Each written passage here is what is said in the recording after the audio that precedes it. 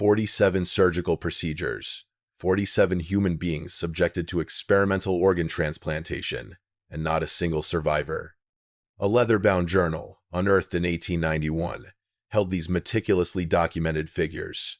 It lay concealed behind a false wall in what was once the surgical theater of Belmont Plantation, nestled in Charleston County, South Carolina. The journal chronicled an occurrence that shattered the boundaries of medical comprehension of its era. In the years spanning 1847 to 1851, there were methodical efforts to transfer organs from animals into human beings. What makes this discovery particularly unsettling is not merely the experiments themselves, but the meticulous detail with which each failure was documented, the thorough notes on the duration of suffering, and the haunting reality that local authorities had been aware of these procedures and had actively aided in their concealment for more than 4 decades. Before we delve deeper into the tale of Dr. Silus Thornwell and the surgical wing that was condemned to flames by the state legislature in the year 1852, there's something I must ask of you. If you find yourself drawn to this kind of chilling historical enigma, consider subscribing to this channel and tapping the notification bell. I'm intrigued. So drop a comment and share which state or city you're tuning in from. Now, let's delve into the chilling events that transpired in that plantation surgical theater and unravel the mystery of why 47 souls never walked out alive. The discovery of that journal would never have happened if not for the devastating Charleston fire of 1891, which engulfed a dozen city blocks and unearthed architectural secrets that families had paid dearly to keep hidden. But to grasp the terror captured in those pages, we must journey back 44 years to a South Carolina that thrived in the midst of deep contradictions. Charleston, in 1847, was a city of striking contrasts. The cobblestone streets were home to some of the most renowned medical minds in the nation.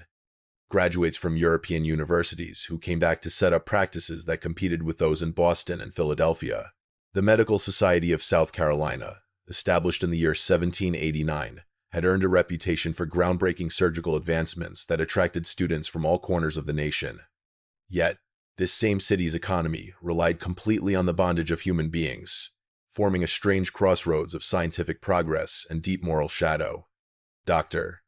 Silus Thornwell stepped into Charleston's shadows in the early months of 1846, bearing credentials from the University of Edinburgh and letters of introduction from esteemed physicians in London. He was 34 years old, unmarried, and harbored a peculiar obsession that he skillfully concealed from the world. Contemporary accounts paint a picture of a man who blended into the background, neither striking nor repulsive. He stood at an average height, his brown hair showing the first signs of retreat, and his hands, though ordinary, were marked by an unsettling steadiness. What distinguished him was his fervor. A number of doctors in Charleston who encountered him in his early days in the city would later remember how his discussions inevitably returned to one haunting theme: the chilling idea of swapping out sick human organs for healthy replacements. The idea wasn't completely unfamiliar. In the 1,660 seconds, European surgeons ventured into the unsettling realm of blood transfusions, attempting to transfer life from animals to humans. However, these grim experiments ended in universally tragic outcomes, prompting a swift ban on the practice. Organ transplantation was nothing more than a wild dream, a notion that danced on the edge of possibility, a topic that stirs deep discussions among medical circles, yet lacks the weight of genuine scientific inquiry. The mystery of the human body's rejection of foreign tissue remained elusive. That knowledge lay many years ahead. What Thornwell proposed in those early Charleston conversations felt more like the fevered whispers of a dark tale than the rationality of science. But Thornwell possessed something that many experimental surgeons did not: a considerable fortune passed down from the textile industry, along with a readiness to employ that wealth in manners that would have shocked his Presbyterian minister father back in Connecticut. Within 6 months of his arrival, he had purchased Belmont Plantation, a struggling rice operation 15 miles northwest of Charleston. The plantation arrived with 42 enslaved individuals, a main house in a state of decay, and several outbuildings, including a former overseer's cottage that Thornwell would turn into something never seen before. The oppressed community at Belmont had already faced immense suffering under the former owner, a reckless gambler named Harrison Calhoun, who had ultimately drunk himself to death, leaving the estate burdened with debts far exceeding its worth. Thornwell's arrival at first appeared to promise a glimmer of hope. He declared that he had no desire to continue with rice cultivation and intended to transform the plantation into what he referred to as a private medical facility. The field work would be minimal, he conveyed through his newly appointed overseer, a burly man by the name of Virgil Radburn. Instead, the captives would tend to the land, care for the structures, and assist with his medical experiments. He did not specify what that research would involve. Thornwell dedicated the final months of 1846 to the painstaking renovation of the overseer's cottage. He had the structure laid bare, its very bones exposed, and then he meticulously reconstructed it, following the blueprints he had crafted with his own hands. Big windows were put in on the north side to let in the best light. The interior was split into 3 distinct rooms. A surgical theater stood in the middle, flanked by a recovery room on one side, and on the other, what the construction workers observed with growing discomfort, a row of large animal pens, their floors etched with drainage channels. Local craftsmen who toiled on the project later recounted unsettling details. The surgical theater was equipped with iron restraint points, firmly embedded in the ceiling beams and the floor, casting a chilling shadow over the sterile environment.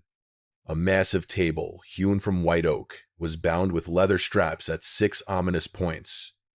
The recovery room held a total of 8 narrow beds, each one fitted with restraints. When a carpenter inquired about the necessity of numerous restraints in a medical facility, Thornwell responded that he would be caring for patients who could thrash about in fever dreams, potentially harming themselves. The answer was embraced, for the thought of the real purpose was far too terrifying for good-hearted individuals to entertain. The animal pens left the workers even more bewildered. What could possibly drive a medical facility to require such robust enclosures? Thornwell revealed that he would delve into the intricate world of animal anatomy, seeking to unravel the mysteries of human disease lurking in the shadows.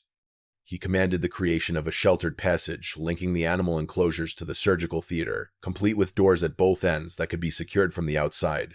The layout permitted the livestock to be ushered straight into the surgical area, hidden from the view of the main grounds. By the month of January in the year 1847, the construction had reached its final stages. Thornwell started gathering creatures, not merely chickens or pigs for ordinary examination, but rare and costly specimens. He bought a pair of young hogs at high prices, choosing them for their robust size and good health. He acquired 3 sheep from a breeder in Virginia who specialized in large rams. He paid an astonishing amount for a young chimpanzee, recently brought to Charleston by a merchant sailor. The creature's destiny would turn out to be especially important, but not in the ways anyone expected. Thornwell's actions could have drawn more attention, but he skillfully nurtured his connections. He gave a substantial contribution to the Medical Society of South Carolina. He went to church services, but those who sat close by observed that he never sang the hymns, he merely moved his lips in silence. He gathered local physicians for intimate dinners, where he passionately shared his thoughts on the pursuit of medical knowledge, all for the greater good of humanity. He never spoke of the particular research he was undertaking, and the genteel circles of Charleston refrained from probing for specifics. Yet, the enslaved community at Belmont possessed a far more vivid understanding of the unfolding events. They observed the building process with an increasing sense of unease.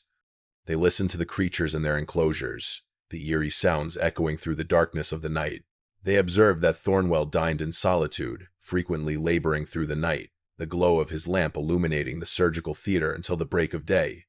And they noticed something else. Thornwell had begun making notations in a journal he carried everywhere, observing them with an attention that felt less medical and more like a butcher examining livestock. A single soul perceived the lurking peril with a clarity that eluded the rest. Her name was Dinina, and she was 42 years old that winter. She was born on the plantation, a legacy of healing woven into her very being. With the wisdom of her mother and grandmother coursing through her veins, she tended to the ailments of her community, wielding herbs like a sorceress in the shadows.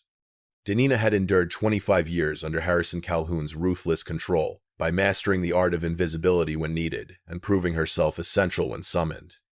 She grasped the essence of white people through sheer necessity, deciphering their moods, their intentions, and the faint signals that hinted at impending violence.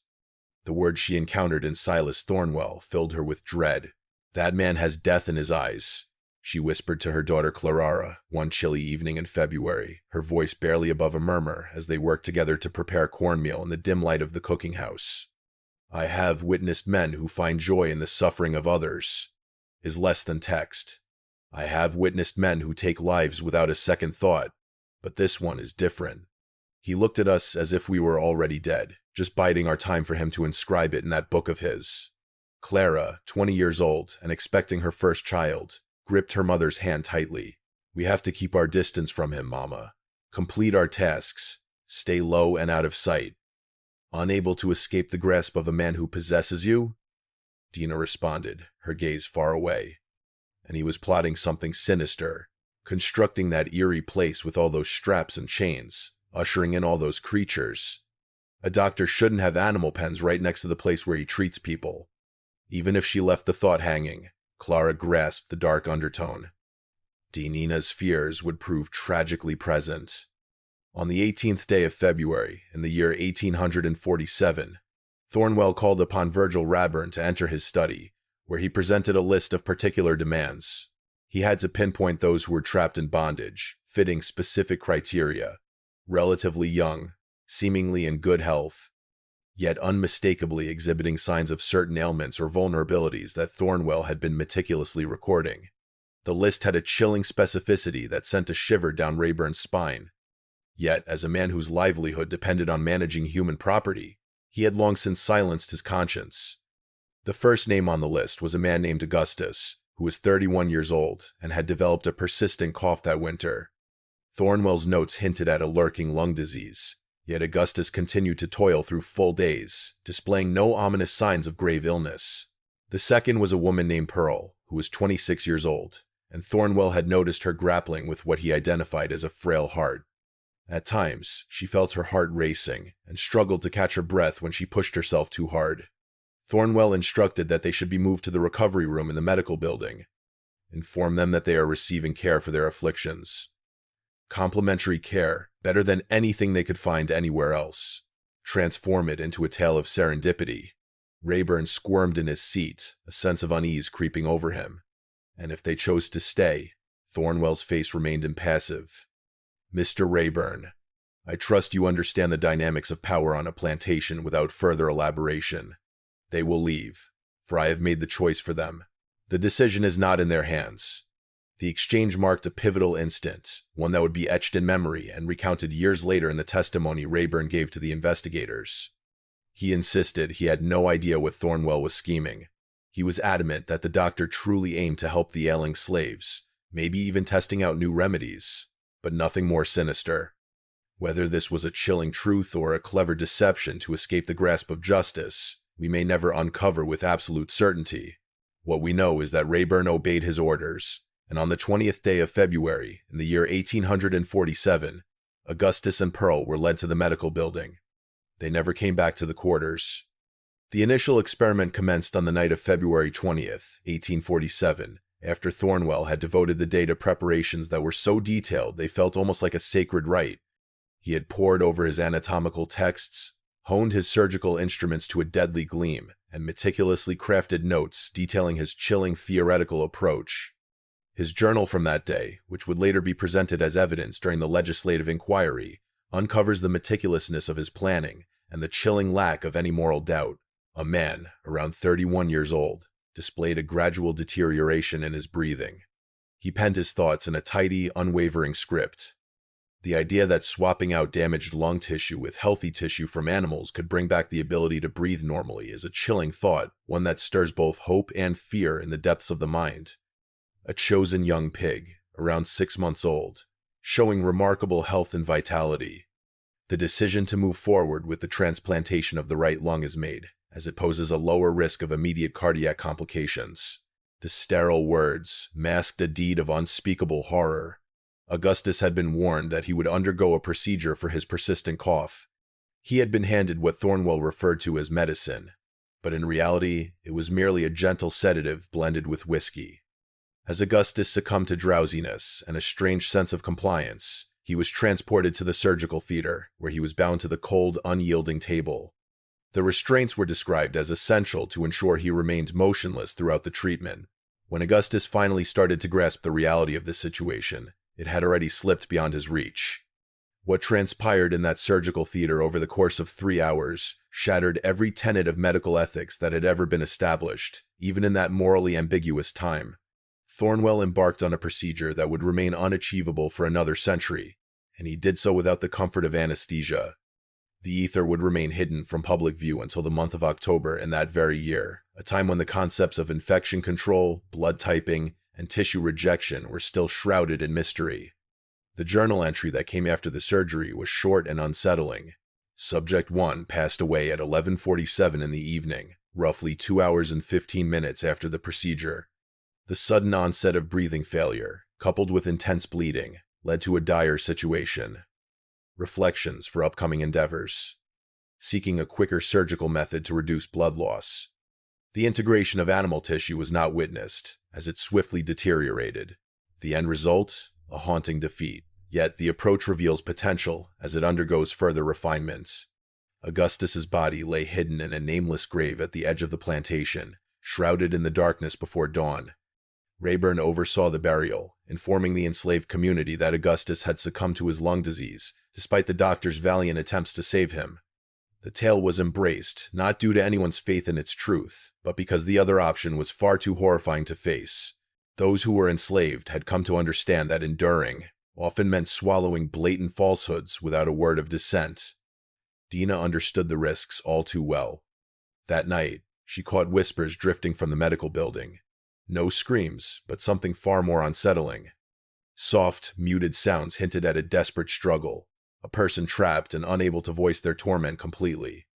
She had witnessed Thornwell step out the following morning, his attire altered, yet traces of blood still marked his boots. And she had observed that the young pig Thornwell had obtained a fortnight prior was missing, its pen vacant and scrubbed clean. They killed Augustus, she confided to a select few that night, her voice trembling and barely audible. Whatever that man is doing in that building, it sure isn't healing. It's something beyond comprehension, something wicked. But what were they to do? Engaging with those in power often led to inevitable consequences, whether it be severe punishment or even death. Fleeing felt like tearing away from loved ones, with the constant dread of being hunted down and dragged back into the darkness. The trap was flawless and complete. They could only stand by, hearts pounding, hoping and praying that they wouldn't be the next ones to face the darkness. Thornwell waited 3 days before selecting his second subject. Pearl, the woman with the fragile heart, was brought to the medical building on the 23rd of February. Since Augustus's death, she had been under constant watch, with Thornwell checking her pulse several times each day and meticulously documenting her symptoms. His journal unveils a chilling truth. He realized that his initial failure stemmed in part from trying to navigate a procedure far too intricate for his grasp. For his second attempt, he selected what he thought would be an easier path. The entry reads, Subject 2 female, around 26 years old, showing signs of irregular heartbeat and diminished endurance. The idea that animal heart tissue, when properly integrated, could bolster weakened cardiac function is intriguing. The chosen method involves the partial transplantation of lamb heart tissue, aiming to supplement the existing organ rather than completely replace it. Donor female lamb, aged 8 months. Superb heart health. The procedure unfolded under the eerie shadows of the night on the 23rd of February. Pearl survived 6 hours after the surgery. The reason for death was recorded as sudden heart failure accompanied by significant bleeding. Her body lay alongside Augustus in the forgotten graves. A chilling rhythm had taken hold. Every 3 to 4 days, Thornwell chose another victim. His standards shifted with every misstep he encountered. He started selecting younger individuals, believing that their age would provide a greater chance for recovery. He changed his methods, trying kidney transplants, liver tissue grafts, and even a procedure with sheep lung tissue that he thought might work better than pig lung. The approach was a chilling blend of sedation through trickery, binding the victim, performing surgery without sufficient pain relief, careful recording of the unavoidable demise, and a hasty burial before the first light of dawn.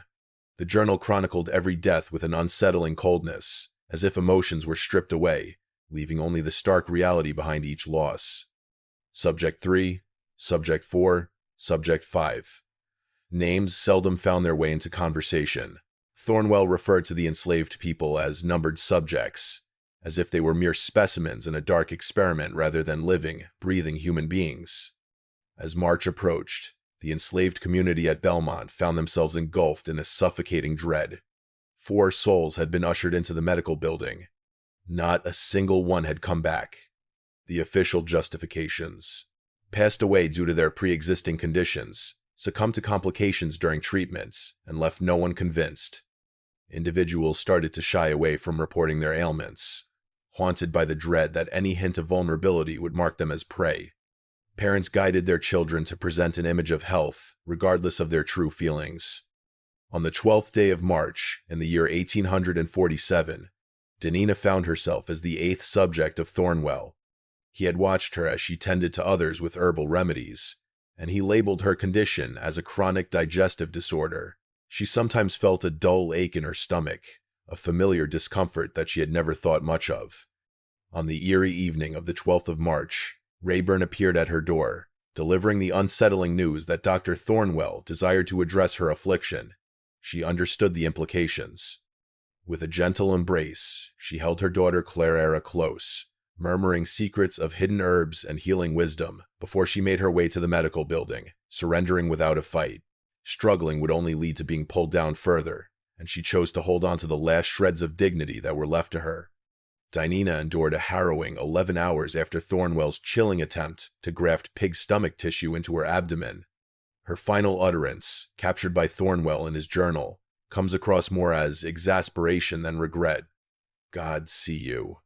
She breathed her last, just after the first light of dawn, on the 13th day of March, the 9th soul claimed by Thornwell in his relentless pursuit of medical progress. Her demise signified a pivotal moment. Clara, consumed by sorrow and carrying a life within her, took a perilous step into the unknown. She walked towards a white minister who had sometimes come to the plantation to hold services, a man known as Reverend Thomas Olston, who was seen as somewhat compassionate towards the spiritual needs of the enslaved people. She whispered to him that souls were perishing at Belmont, not due to illness, but because of something sinister happening within the medical building. Ole's response would later be captured in the letters he penned to his colleagues, letters that ultimately contributed to the unfolding investigation.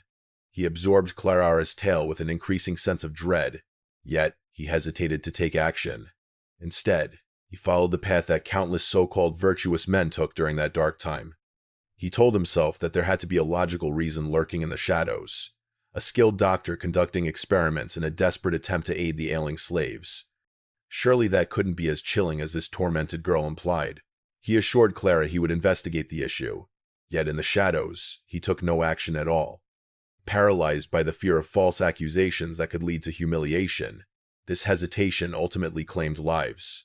Thornwell pressed on with his experiments, delving deeper through the chilling days of March and into the eerie nights of April. His technique grew sharper. He toiled with increasing speed, shedding less blood in the midst of his operations, honing his technique with precision. Yet the core issue lingered, an insurmountable shadow haunting his every effort. With 1847 medical knowledge, the human body rejected foreign tissue. Each individual met their end, the majority within mere hours, while a handful lingered for up to 2 days before falling victim to infection, blood loss, or the failure of vital organs. By the end of April, in the year 1847, Thornwell had taken the lives of 19 individuals. The plantation's enslaved population had dwindled from 42 to 23. A loss far too profound to conceal entirely. Whispers started to spread through Charleston. What could have caused Belmont to face such a chilling rise in death? The plantation was no stranger to death, disease, injury, and the perils of childbirth. Yet the toll of 19 lives lost in just 2 months was truly remarkable, even for the harsh realities of that cruel establishment. The inquiries made their way to the local medical society, where Thornwell's peers started to wonder what precisely he was investigating at his secluded facility. He sidestepped the conversation with hazy allusions to untested therapies for lung and heart ailments, shifting to the challenges of caring for gravely ill individuals, and the grim truth that, despite the most dedicated attempts, medicine could falter. His standing as a skilled doctor from Edinburgh held significant influence, and his substantial contributions to the Medical Society's library fund led his peers to embrace his justifications, without delving too far into the details. Yet, not all were content. Dr. Edmund Whitlock, a physician from Charleston known for his work with the enslaved, found himself increasingly uneasy about Thornwell's true nature after their limited encounters. He started to probe with sharp, deliberate questions. What particular treatments was Thornwell trying to pursue? What caused the death toll to be so staggering? Was it possible for him to visit Belmont and take a look at the medical facility? Thornwell turned down the visit, clinging tightly to the secrets of patient confidentiality and the delicate threads of medical research he wasn't prepared to unveil. Whitlock felt a deep unease at the refusal, yet it held no legal power to stop Thornwell from moving forward. In South Carolina, the law offered no shield for enslaved individuals from the horrors of medical experimentation. They were seen as mere possessions, and those who owned them felt free to treat them however they pleased. This unsettling truth meant that even doctors who sensed something amiss had no way to step in. Meanwhile, the last few souls at Belmont were gripped by an unending terror. They observed Thornwell as he moved through the shadows, his journal clutched tightly, his gaze fixed on them with a chilling indifference that had grown all too familiar and deeply unsettling. They understood that even the slightest hint of sickness, a mere whisper of discomfort, or any trace of frailty, could lead to their fate being sealed. Some intentionally harmed themselves in manners that would render them unfit for surgery. Shattered fingers, slashed arms, a chilling logic that a broken being would hold less worth than a whole one. Some whispered their prayers into the darkness, yearning for divine intervention in a world where humanity had turned its back. Clara welcomed her daughter into the world on the 3rd day of May in the year 1847, surrounded by the supportive hands of other women in the quarters. Filled with dread that if she reached out to Thornwell, he might exploit the dangers of childbirth as a pretext for his sinister experiments. She named the baby Danina, honoring the grandmother who had perished in a desperate attempt to shield others from harm. The arrival of new life ignited a fierce will to endure, yet it cast a darker shadow over her heart, amplifying her sorrow. She was bringing a child into a realm where death lurked with intent, cloaked in the guise of a doctor. Thornwell's journal from the beginning of May unveils a disturbing shift in his mindset. After 19 failures, he started to ponder that the issue wasn't his surgical technique, which had certainly seen remarkable improvements, but rather what he referred to as the quality of the subjects. He wrote, "Thinking about recent failures reveals that people weakened by a bad diet, insufficient housing, and hard work might not have the strength needed to endure transplantation. In the shadows of future experiments, it is essential to select subjects who are in their prime, free from any past health issues, to ensure that the lurking variables of pre-existing frailties do not haunt the results." This marked a terrifying change. In the past, Thornwell had defended his experiments by asserting that he was helping those who were unwell. Now, he was scheming to perform surgeries on those who were perfectly healthy, stripping away that already fragile justification. He started watching the most vibrant souls at Belmont with a fresh sense of curiosity. On the 14th of May, in the year 1847, he chose a young man named Benjamin, who was 23 years of age, had never reported any illness, and toiled as a carpenter, tending to the maintenance of plantation buildings. Benjamin was robust, vigilant, and exhibited no signs of illness at all. His sole misfortune lay in the fact that he possessed the perfect health that Thornwell now sought to experiment with. The surgery took place on the 15th of May. Thornwell embarked on a chilling experiment, attempting a kidney transplant with tissue harvested from a young ram. He speculated that the intricacies of kidney function could be less daunting than those of the heart or lungs, but the shadows of uncertainty loomed large over his audacious endeavor. Benjamin endured 4 days, a span longer than most subjects, before succumbing to what the journal noted as acute renal failure and a systemic infection. He was the 20th victim. During that fateful week, 3 chilling events unfolded, each one a thread in the dark tapestry that would ultimately unravel Thornwell's sinister operation. Yet none would unfold swiftly enough to spare countless lives from the impending doom. Initially, Dr. A. Whitlock reached out to the Medical Society of South Carolina, seeking an inquiry into the death rate at Belmont. His letter was crafted with precision, skirting around direct accusations, yet it cast a shadow of doubt over Thornwell's intentions, hinting at the possibility that he might be delving into dangerously aggressive experimental treatments without the necessary medical justification. Second, an enslaved man named Isaac, 35 years old, escaped from Belmont. He had witnessed 20 people perish and concluded that fleeing, despite the immense dangers, was better than remaining for selection. He made it as far as Georgetown, 40 miles north, before being captured. When questioned about his flight, he revealed to his captors that the physician at Belmont is taking lives. This account was noted, yet mostly overlooked. Those who were enslaved often found their accusations against white property owners dismissed, and Isaac's assertion seemed almost unbelievable. In the shadows of Charleston, a medical supply merchant began to feel an unsettling suspicion about Thornwell's orders, a feeling that gnawed at the edges of his mind. The merchant, a man named Robert Finch, had been peddling Thornwell's surgical instruments, laudanum, sutures, and various other supplies for several months now. The amounts were strange, far exceeding what one doctor caring for a few patients would typically require. Furthermore, Thornwell had recently asked for a collection of specialized instruments, including large bore needles, vascular clamps, and cutting tools that seemed more suited for veterinary practices or butchery than for the care of human patients. Finch shared his worries, with Dr. Whitlock encountered someone unexpectedly at a gathering of medical professionals. Whitlock revealed his unsettling doubts, and the two men resolved to confront the society's leaders with their troubling apprehensions. Yet, they encountered a daunting challenge.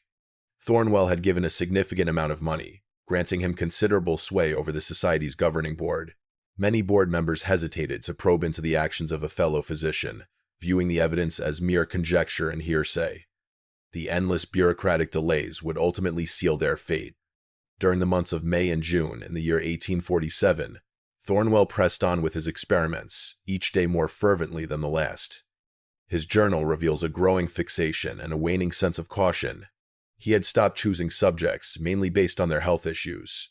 At this stage, almost all the residents of Belmont were in good health, having survived the ordeal as those who were unwell had met their grim fate. Instead, he started selecting subjects based on what he referred to as anatomical optimization. He took the measure of souls. He documented their weights, heights, lung capacities, and pulse rates. He compared these measurements to the creatures he had gathered and chose human subjects whose physical dimensions most closely resembled those of the donor animals, theorizing that matching sizes might enhance the chances of a successful transplant. The journal uncovers a psyche that has utterly forsaken the acknowledgement of these individuals as human, stripped of rights, emotions, or any semblance of dignity. They had transformed into elements in a puzzle he was resolute to unravel. Subject 23 was a teenage boy named Samuel, 16 years old, chosen because his chest measurements closely matched those of a young pig Thornwell had acquired specifically for this experiment. The surgery carried out on the 28th of May sought to perform a double lung transplant. Samuel survived 14 hours. His passing was marked by an unsettling sense of frustration. Subject 23 exhibited more robust vital signs compared to earlier subjects, indicating a refinement in both technique and subject selection. However, the premature failure is disheartening. One potential reason could be insufficient vascular connections. Future efforts should concentrate on achieving more accurate arterial grafting. The last souls at Belmont, now less than 20, had transcended fear, sinking into a chilling numbness that gripped their hearts. They moved like automatons, exchanging few words, and averted their eyes from Thornwell's piercing stare at every opportunity. Parents clutched their children tightly as darkness fell, acutely aware that innocence provided no shield against the lurking terrors. The elders did their best to provide comfort, yet the usual sources of solace, faith in eventual freedom, and hope for better days had been eroded by the unyielding, methodical slaughter that surrounded them. Clara Ara, now nurturing her tiny daughter, discovered her fate on the 8th day of June. Thornwell observed that she had bounced back swiftly from childbirth, radiating an aura of remarkable health. His entry reads, Subject 27, female, approximately 21 years old, recently postpartum. Remarkable heart health noted during the journey of recovery after childbirth. The subject exhibits remarkable physical endurance, positioning her as the perfect candidate for the cardiac transplantation experiment. The youth of the hypothesis and the recent success of childbirth suggest a robust constitutional health that could facilitate the incorporation of animal cardiac tissue. Clara was torn away from her nursing infant and taken to the medical building. In stark contrast to those before her, she let out a piercing scream and struggled fiercely. She pleaded for just one more chance to nourish her child. Thornwell's response, etched in his journal, sent a shiver down the spine. Subject 27 exhibited profound distress and strong resistance, necessitating extra restraints and a double dose of sedative. The turmoil of emotions could very well jeopardize the outcomes of the experiments. When choosing subjects for the future, it's essential to take temperament into account as a variable. The surgery unfolded on the eerie evening of the 8th day of June. Thornwell made a desperate attempt to attach sheep heart tissue to Clara's own heart, a procedure he had already attempted on 2 previous occasions, both ending in tragic failure. Clara endured a grueling span of 18 hours, ultimately succumbing in the early light of June 9th. Her infant, abandoned without a mother or anyone to provide nourishment, was entrusted to another woman for care, but the infant struggled without her mother and died 3 days later. The tragic loss of both mother and child shattered the already fragile spirit of the enslaved community, pushing them to their breaking point. A band of 4 men, fully aware that death loomed over them regardless of their choices, resolved to make their way to Charleston to inform the authorities of the unfolding horror. They realized this was likely a path to their own demise. Escaping from a plantation was punishable by death. Accusing a white property owner felt like a death sentence, but witnessing the slow and deliberate destruction of their community had become too much to bear. The 4 men, James, Henry, William, and Peter, departed from Belmont on the eerie night of June 14th. They made it about 8 miles before being spotted by a patrol. 3 were taken captive right away. Peter, the youngest of them all, somehow evaded his captors and sprinted towards Charleston. He arrived at the lawyer's office, breathless and filled with dread, seeking refuge with Marcus Whitfield, a man known for sometimes taking on cases of those enslaved.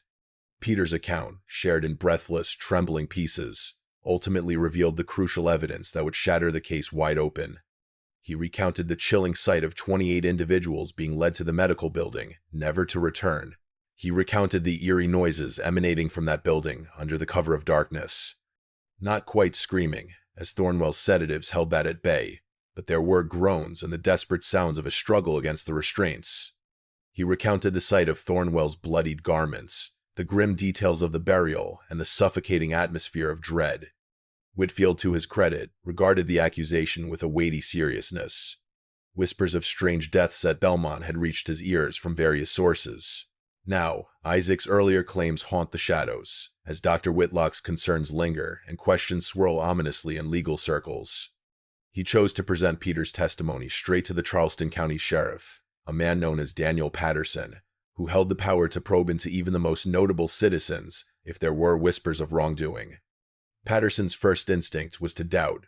The allegation was almost unbelievable. A trusted doctor methodically taking the lives of those in bondage for the sake of twisted medical trials. It felt like something ripped from the pages of a thrilling tale, rather than the truth of existence. Yet Whitfield persisted, highlighting the various independent sources that were voicing their worries about Belmont.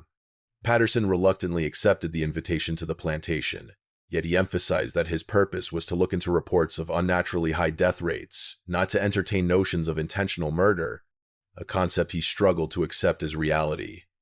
The visit was scheduled for the 20th of June, 1847. Patterson reached out to Thornwell, letting him know he would be carrying out a standard inspection of the medical facilities on the property, a notice that was mandated by law. This early warning would almost spell doom for the inquiry. Thornwell got the word from Patterson on the 16th day of June. His reply unveils a blend of cleverness and urgency.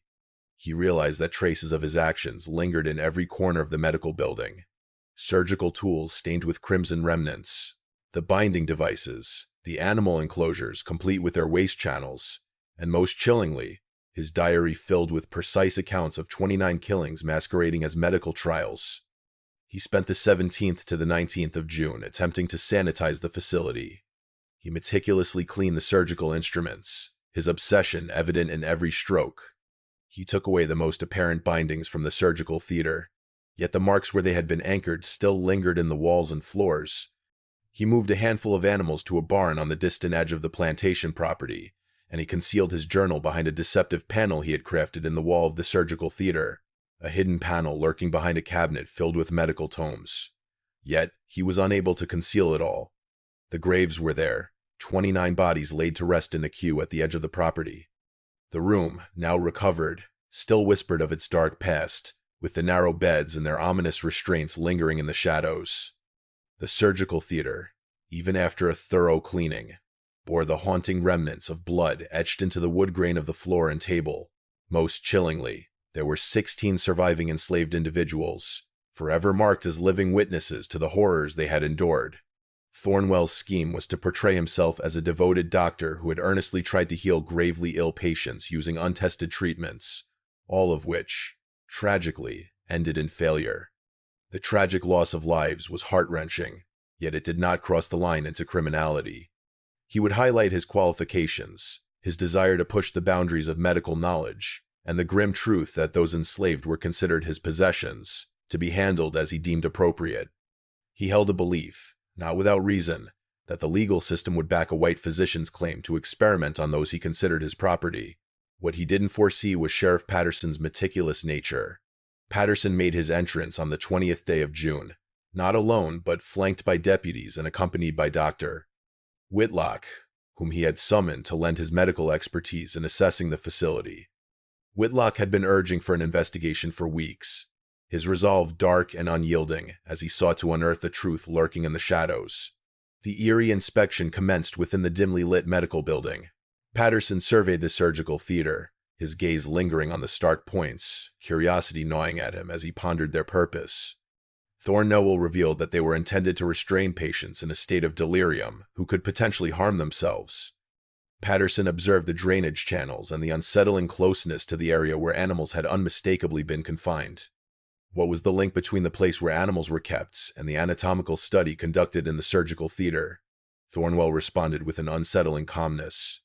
Grasping the intricacies of animal physiology sheds light on how to address comparable ailments in humans.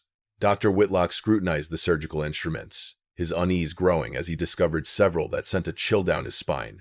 Giant blades, ominous clamps, and needles that seemed to defy reason. Dr. Thornwell, these instruments feel more appropriate for animals than for treating people. Could you shed some light on what they aim to achieve? Thornwell replied that sometimes specialized tools are necessary for advanced surgical techniques. I've been exploring methods that venture into the realm of the unconventional. What specific procedures are we talking about? Patterson inquired.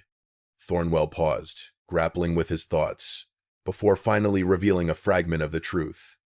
Experimental organ treatments have been undertaken in a desperate bid to confront the afflictions plaguing the heart, lungs, liver, and kidneys, through direct surgical intervention, yet the outcomes have proven to be disheartening and unsuccessful to this point.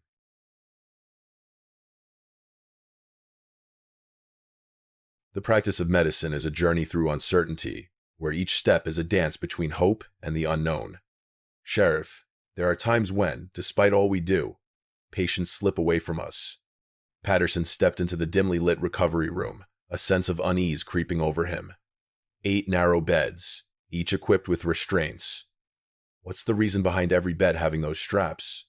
Doctor, post-surgical patients frequently find themselves haunted by fever and delirium. The bindings hold them back, keeping them from clawing at their stitches or causing harm to themselves as they heal. It was a believable story. Every word Thornwell uttered was meticulously crafted to appear sensible, as long as one didn't scrutinize too deeply.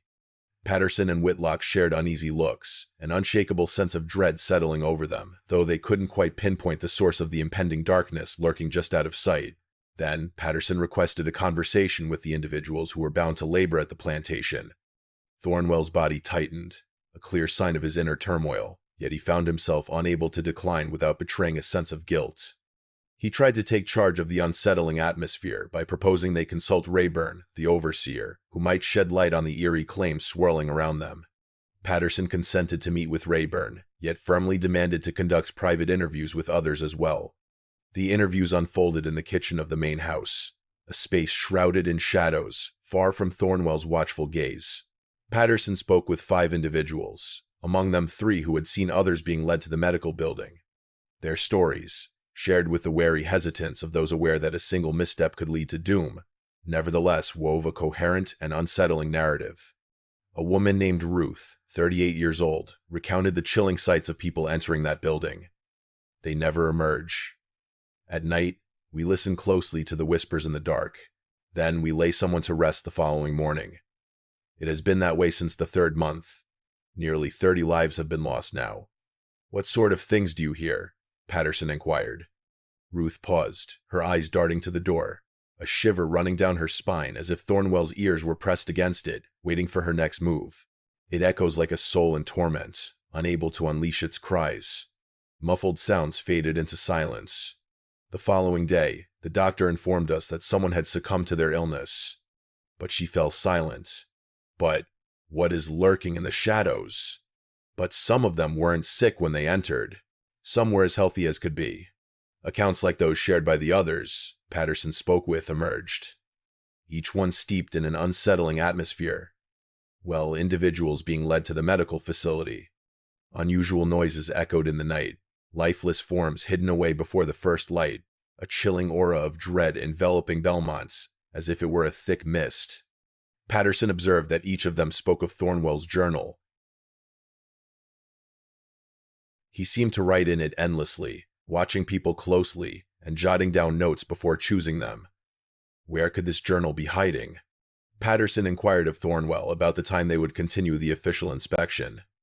I keep track of the medical records for every patient and research subject, Thornwell responded. The records in question are shrouded in confidentiality and embody valuable medical research that is proprietary in nature. I'm uneasy about revealing them unless I'm legally required to do so. I'm a county sheriff looking into some unsettling happenings, Patterson said, his voice taking on a steely edge. That represents a binding obligation. Bring forth the journal. Dr. Thornwell's face turned ashen.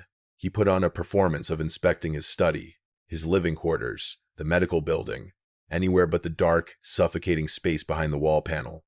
After an hour of searching, he insisted that the journal must have been misplaced, maybe even taken by one of the enslaved individuals who harbored resentment towards his authority. The assertion was clear as day. Whitlock confronted him head-on. Dr. Thornwell, I've known you for 1 year. I've never encountered you without that journal in hand. It follows you like a shadow, lurking in every corner. On the very day a sheriff arrives to probe the credibility of that strain, you've lost it. The inspection concluded with Patterson announcing his intent to carry out a deeper investigation, which would involve scrutinizing the burial sites and formally interviewing every survivor. He instructed the deputies at Belmont to ensure that no one, including Thornwell, could leave the property or tamper with any possible evidence. On that fateful night in the main house, Thornwell found himself seated in solitude, a glass of whiskey cradled in his hand as he pondered the grim reality of his circumstances.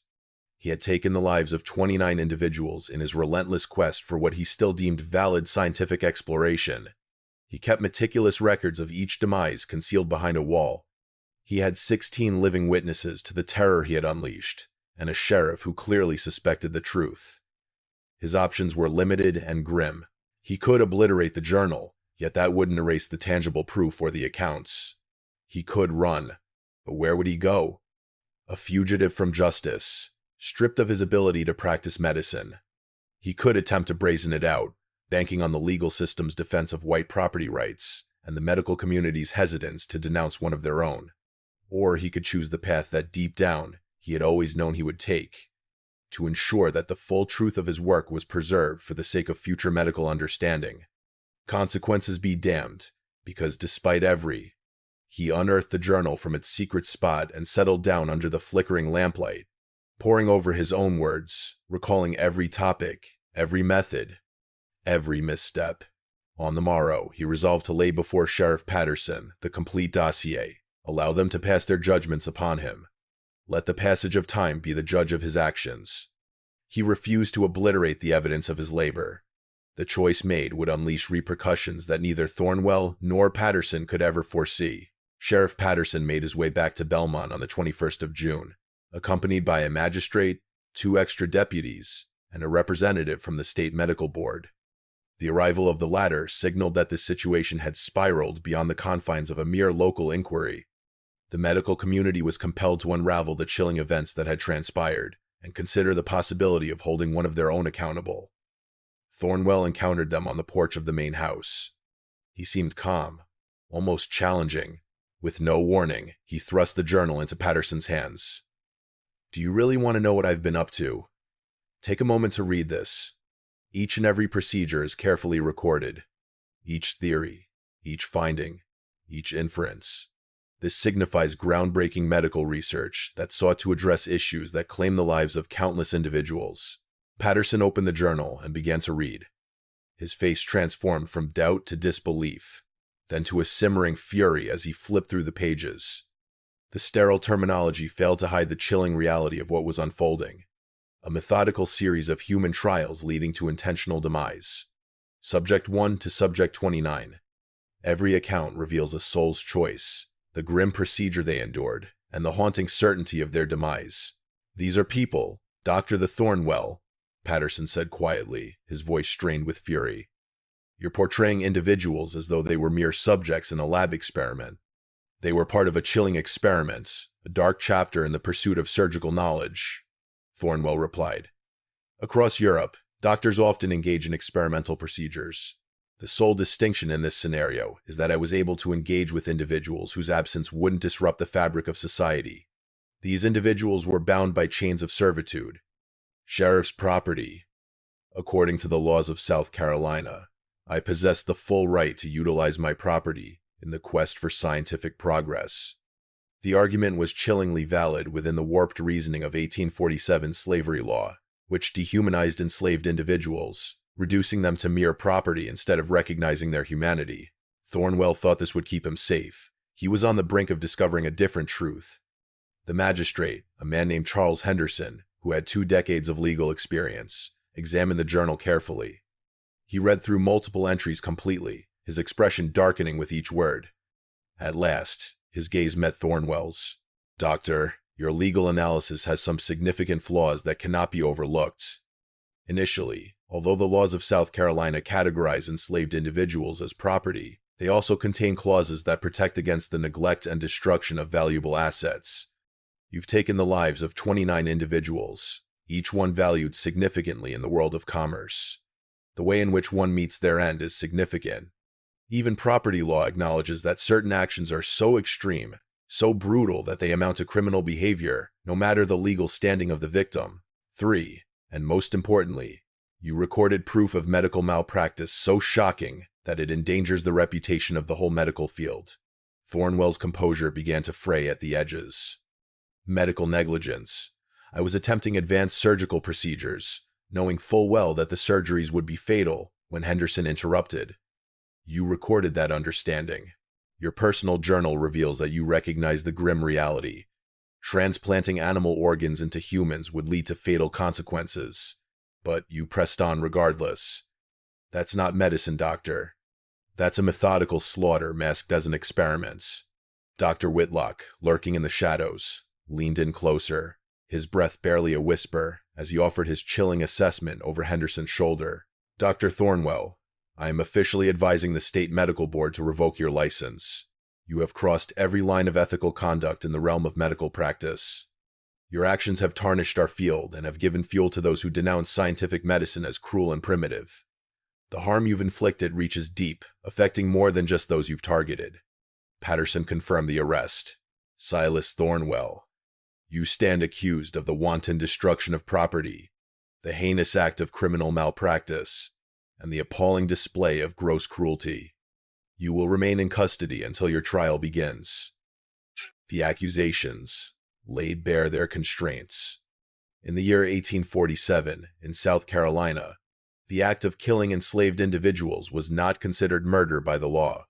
The accusations needed to focus on the damage to property and unethical behavior, rather than confronting the grim truth that Thornwell had taken lives repeatedly. This legal framework would stir up controversy and pave the way for future reforms. Yet, these transformations arrived far too late for the souls lost to Thornwell's grasp. The inquiry grew swiftly, enveloping everything in its path. Patterson commanded the digging at the burial site, revealing 29 bodies interred in shallow graves, each one bearing marks of surgical procedures. The state medical board gathered in haste for an urgent hearing, delving into Thornwell's actions and the chilling consequences they held for the realm of medical regulation. Newspaper accounts emerged in the Charleston papers, yet they approached the tale with an unexpected calmness.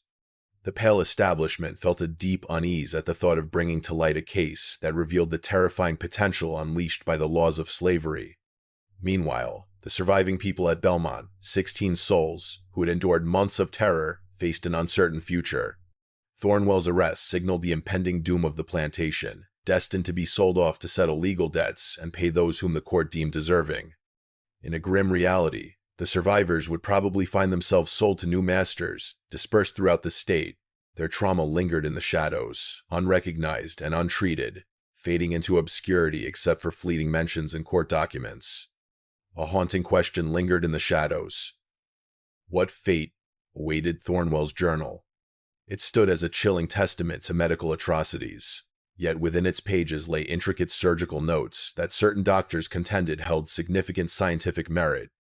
A handful of medical board members insisted on keeping the journal intact, viewing it as a grim reminder of the missteps to avoid a haunting lesson for those who would tread the path of medicine in the future. Some wished for its complete annihilation, haunted by the thought that it might spark similar experiments or serve as a manual for unspeakable acts. The trial commenced on the 12th day of August in the year 1847, within the ominous walls of Charleston County Court. Thornwell found himself under the defense of a cunning lawyer named Simon Fletcher, whose strategy was as clever as it was morally abhorrent. He contended that although Thornwell's experiments had failed and might have been extreme, they did not amount to crimes according to the current legal framework. Enslaved individuals were treated as property. Medical experimentation had become an accepted practice, and sorrowful endings didn't signify a malicious purpose. The prosecution, under the guidance of District Attorney Robert Simmons, found themselves entangled in the suffocating web of slavery law, striving to secure a conviction against all odds. He fixated on the devastation of property, demonstrating that Thornwell had deliberately squandered precious resources through experiments he was fully aware would lead to failure. He highlighted the chilling, methodical approach to the murders, along with Thornwell's own records revealing his awareness that the processes were deadly. The pivotal moment arrived as a handful of survivors stepped forward to share their chilling accounts. Ruth, the woman who had spoken to Sheriff Patterson during the initial investigation, recounted the harrowing experience of witnessing her community being systematically dismantled. She recounted Thornwell's journal, detailing how he would watch people closely and jot down notes before choosing his next victim. Like a predator stalking its quarry, he would observe us toil, she recounted, scribbling notes in that ominous book. Then, a couple of days later, he sent Mr. Rayburn to fetch whoever he had been watching. That individual ventured into the medical building. We would hear sounds in the darkness of night. By the break of dawn, they would meet their end. Happened 29 times.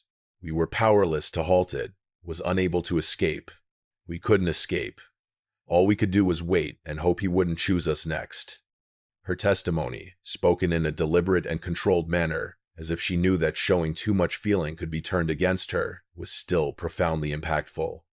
The jury, made up solely of white property owners who typically backed slavery, seemed to squirm with unease. In the year of our Lord 1847, in the heart of South Carolina, the boundaries of morality were drawn. Yet Thornwell had dared to cross them. The defense sought to undermine the survivors' accounts, painting them as untrustworthy witnesses filled with resentment towards their owner, implying that their claims were nothing more than fabrications. The plan unraveled when the prosecution unveiled Thornwell's journal, a chilling testament that confirmed every harrowing detail recounted by the survivors. The journal marked the beginning of Thornwell's downfall. His relentless need to record every detail of his work left behind undeniable proof of a chilling pattern of murder. The trial lasted 6 days. On the 18th day of August in the year 1847, the jury delivered a verdict of guilt on every single charge. The judge, a man named William Rutledge, pronounced a sentence that echoed his deep anger at Thornwell's deeds, while also highlighting the constraints of the legal system of that time. Dr. Thornwell Rutledge stated, "You have committed acts that shock the conscience of this community. You have twisted the very essence of medical science into a tool for relentless destruction. You've shattered the faith that was entrusted to you by patients, and cast a shadow over your calling. Though the law restricts the charges I can bring forth, considering the legal standing of your victims, I still hold the power to enforce the harshest penalties permitted. You are hereby sentenced to 15 years of hard labor in the state penitentiary, a fine of $5,000, and permanent revocation of your medical license, 15 years for 29 murders." The words laid bare the harsh truth that the lives of those enslaved were regarded as having little to no worth in the eyes of the law. Thornwell would serve only 11 years before being released due to declining health in 1858. He passed away in 1862, having lived just long enough to witness the onset of the Civil War. Yet he did not survive to see its resolution or the abolition of slavery, which would have deeply undermined his legal defense. The Belmont Plantation was sold at auction in the month of September in the year 1847. The 16 survivors were dispersed to various owners throughout South Carolina, as was the customary procedure when plantations were dismantled. There is no indication that anyone contemplated the idea of keeping them united or recognizing their suffering. They just melded into other labor forces, expected to carry on as if the last 6 months had never happened. Thornwell's journal ignited a firestorm of discussion. The state medical board ultimately chose to keep it sealed, claiming it held crucial evidence of medical ethics violations that future doctors ought to examine. The journal found its home in the archives of the Medical Society of South Carolina, shrouded in mystery and guarded by strict rules, allowing only licensed physicians to peer into its pages for the sake of education. This choice led to an unforeseen outcome. In the year 1852, a medical student by the name of Walter Harris dared to breach the access restrictions, making copies of numerous journal entries. Harris, driven by a deep moral conviction against slavery, shared these copies with abolitionist newspapers in the North.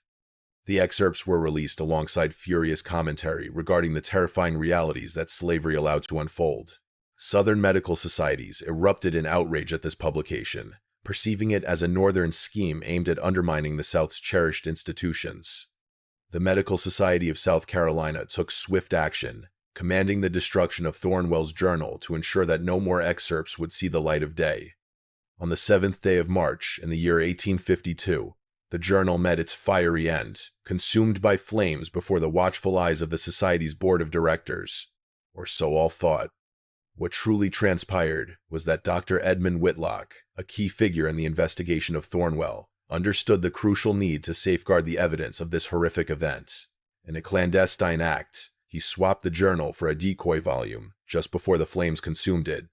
He concealed the true journal within the shadows of his home, planning to relinquish it to a historical archive when the storm of emotions had finally settled with the passage of time. Whitlock passed away in 1869, and his heirs, unaware of the journal's importance, stored his papers and belongings in what was once his surgical practice. When the building transformed into apartments in the year 1875, Whitlock's storage found its new home in a hidden compartment behind a false wall. Nestled within what once served as his surgical theater, the journal lay concealed in that spot, lost to time for 16 long years. The Great Charleston Fire of 1891 consumed the building, yet the brick structural walls stood resilient against the flames. As the ruins were being cleared for rebuilding, the workers stumbled upon a hidden compartment containing papers that had been stored by the Whitlocks, including the Journal of Thornwell. The revelation sent shockwaves through the community, stirring up forgotten fears and igniting long-standing arguments once more. In the year 1891, the world had undergone a profound transformation. Slavery was no more. The realm of medical ethics has undergone a transformation, with the Hippocratic Oath being embraced with greater gravity and the inception of the first codes of medical ethics marking a significant milestone. Thornwell's experiments were seen not as a matter of property law, but rather as a chilling act of murder cloaked in the guise of science. A legislative inquiry was called to investigate the events that transpired at Belmont and how such horrors were allowed to happen under the law. The report from the inquiry, released in the year 1893, featured detailed excerpts from Thornwell's journal along with accounts from 2 survivors who were found and interviewed. Ruth and a man named Thomas, now both in their 70s, reside in different states. Their accounts revealed chilling details about the horror that unfolded at Belmont. Ruth painted a chilling picture of dread, where individuals ceased to speak of their ailments, fearing it would mark them as prey. The way families huddled close, sensing the impending darkness of separation. Thomas recounted the chilling sight of Thornwell, meticulously documenting in his journal, noting the way he clinically assessed the rise and fall of breaths or the steady beat of pulses, as if the act of selection was akin to being marked for death. The findings of the investigation were devastating, not only for Thornwell, but for the very system that had allowed his actions to unfold. The report revealed The tragedy at Belmont signifies not just the moral collapse of one individual, but a deep-rooted failure of law, ethics, and the very essence of human decency. Dr. Thornwell's dark deeds were made possible by a system that treated people as mere possessions, by professional groups that cared more about their image than taking responsibility, and by a culture that chased scientific progress while ignoring the toll it took on humanity. We cannot erase the pain that has been inflicted, but we can recognize that these 29 souls fell prey to both a singular beast and the terrifying systems that enabled it. The 16 survivors of Belmont scattered after the plantation's liquidation. In the years after the rediscovery, in 1891, research uncovered the fates of some of them. Ruth's life stretched until the year 1899, when she passed away in Greenville, South Carolina at the age of 90. Thomas endured until 1902, residing in Georgia with his family. Many vanished from the pages of history, their destinies shrouded in mystery, much like the countless lives of those who were once enslaved. Their stories seldom captured or remembered. The infant, having lost her mother and grandmother, little Dinah, endured a fragile beginning to life, and was nurtured by a woman from Belmont named Frances. She reached the age of adulthood, entered into marriage, bore her own children, and passed away in the year 1912. Her descendants, who were interviewed during the research for the follow-up to the inquiry in 1893, revealed that she never uttered a word about her early childhood. Whatever she may have recalled from those months, she chose to remain silent. Thornwell's surgical theater, the grim site where 29 souls met their tragic end, was consumed by flames on the orders of the state legislature in the year 1852, coinciding with the alleged destruction of the journal. The ground was torn apart, and the bricks lay strewn about like forgotten remnants of a once sturdy structure. Only a historical marker, erected in 1994, stands at the site today, now transformed into a county park. It is important to remember that this place was once home to a plantation, where sorrowful events unfolded in its shadow. The marker fails to offer any specifics. There was a haunting debate over how openly to confront the darkness of what transpired. The final wording reads, Belmont Plantation, 1846, 1847. Site of medical experiments that resulted in the deaths of 29 enslaved people. These souls perished, caught in the web of personal malice and the dark grip of societal wrongs. Their names, mostly lost to the shadows of time, yearn for remembrance. Augustus, Pearl, Dina, Samuel, Clara, Benjamin, and 23 others whose identities were lost to history. May their agony linger in our memories. The names emerged from the shadows of testimony and the remnants of records that endured. 23 others remain unnamed, their identities lost because Thornwell's journal referred to them only as numbered subjects, and no other records preserved their names. They perished without recognition and continue to be forgotten even in remembrance, a final insult added to the terrors they faced. The original journal of Thornwell, long forgotten, has been unearthed and now rests within the shadowy confines of the South Carolina Historical Society's archives. Under stringent protocols, researchers are granted access, and it has been widely referenced in scholarly discussions surrounding medical ethics, the dark legacy of slavery, and the unsettling history of human experimentation. Delving into the journal is an unsettling journey. The sterile words and meticulous records of anguish paint a chilling picture of a psyche that has utterly severed its ties to any sense of right and wrong. A number of medical historians have observed that Thornwell's experiments, terrifying in nature, paradoxically led to no progress in the field of medicine. Each attempt he made was fated to end in disaster, for the realm of transplant medicine demands a deep comprehension of immunology, blood typing, and the grim realities of tissue rejection. Knowledge that wouldn't be unearthed for another century. His victims perished in vain, without even the glimmer of knowledge that could aid others. The tale of Belmont stirs unsettling inquiries that reach far beyond Thornwell's personal transgressions. How many similar cases happened that went unnoticed? What depths of suffering were unleashed by legal systems that stripped enslaved individuals of their humanity? What duty do medical professionals hold to decline involvement in unfair systems, even when those systems are backed by law? These questions linger in the shadows, elusive and haunting, yet they hold a weight that cannot be ignored. The 29 individuals who lost their lives at Belmont deserve to be recognized as human beings, each possessing inherent dignity and worth. Instead, They became mere pawns in a twisted quest for medical progress, subjected to unspeakable horrors. Their deaths stand as a chilling reminder of the horrors that can unfold when the pursuit of knowledge forsakes ethical boundaries.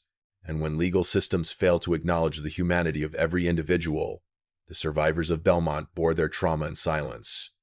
With no true outlet to confront or share their harrowing experiences, they were haunted by nightmares, burdened by the sorrow of lost loved ones, and tormented by the lingering memories of endless days spent in the shadow of death's selection. The weight of their torment went unnoticed by the very systems meant to shield them, left untreated and dismissed as if their pain held no validity. The hidden scars that those who lived through the tragedy bore could hold as much weight as the lives lost in plain sight. There is no account of how Ruth managed the heart-wrenching loss of nearly 20 individuals from her community, including the haunting sight of some of them heading towards the medical building, fully aware they would not come back. We are left in the dark about how Thomas dealt with the haunting memories of those long months filled with dread. We remain unaware of the profound impact that the loss of her mother and grandmother had on baby Dina during those early weeks of her life. What we know is that they endured, that they pressed on, that they discovered ways to exist in a world that had sought to diminish them to mere possessions and test subjects. Their survival stands as a testament to the strength of humanity, yet that strength should never have been pushed to such terrifying limits. The ultimate fate of Thornwell's remains a chilling mystery. He was laid to rest in a nameless grave after his passing in 1862. His family seemed to shun him, refusing to recognize his existence in the eyes of others. There exists no tribute to his life, save for a chilling narrative, a stark reminder of how unchecked medical ambition leads to nothing but terror. The true tributes are dedicated to those he harmed. Augustus, who was promised relief for his cough, instead became the first victim in Thornwell's surgical theater. Pearl, anxious about her heart, unexpectedly found herself lying on an operating table. Dinina, the healer who sensed the impending doom, approached her fate with unwavering dignity. Samuel, Clara, Benjamin, and 23 others, whose names have faded into obscurity, yet their anguish lingers, etched in the annals of history. Their tale is one that should never be forgotten, not due to its uplifting or redemptive qualities. In this place, hope is a distant memory, and the truth lingers like a shadow. It occurred, and there was no escaping it. Because 47 surgical procedures and 29 deaths occurred because one man decided that medical advancement justified any atrocity. In a world where the foundations of society were laid upon the backs of the enslaved, the legal and social structures allowed for such unspeakable horrors to emerge. Sibler, how do you feel about this tale? Do you think the accounts from history truly reflect the events that unfolded at Belmont? Could there be even more sinister secrets lurking in the shadows, waiting to be uncovered? This situation brings forth unsettling inquiries about the principles of medical ethics that continue to haunt us in the present day. How can we find harmony between the progress of science and the preservation of human rights? What protections are in place to stop similar wrongdoings in today's medical research? Share your thoughts in the comments below. If you found this chilling chapter of American history intriguing, consider subscribing to this channel and tapping the notification bell so you won't miss any tales like this one. Pass this video along to someone who revels in the allure of hidden historical enigmas. Until we meet again, keep in mind that the most horrifying creatures throughout history were not of the supernatural kind. They were people who had managed to persuade themselves that their ambitions excused any actions they took.